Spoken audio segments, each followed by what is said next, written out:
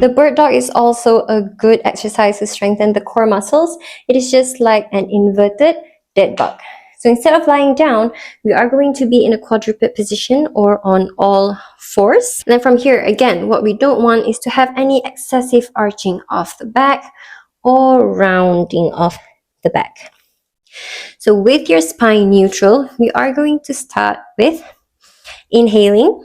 And then for this move also it is going to challenge your coordination a little bit. So inhale and exhale, bring right arm up and left leg up.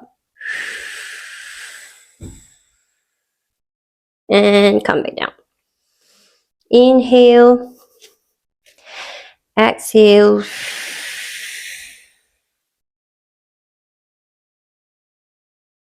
Inhale. As you are pulling your legs up, do not overextend like this.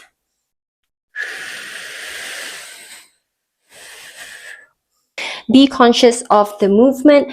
Again, we want to keep a neutral spine, and your hand towards your toes should create a straight line. So inhale, exhale.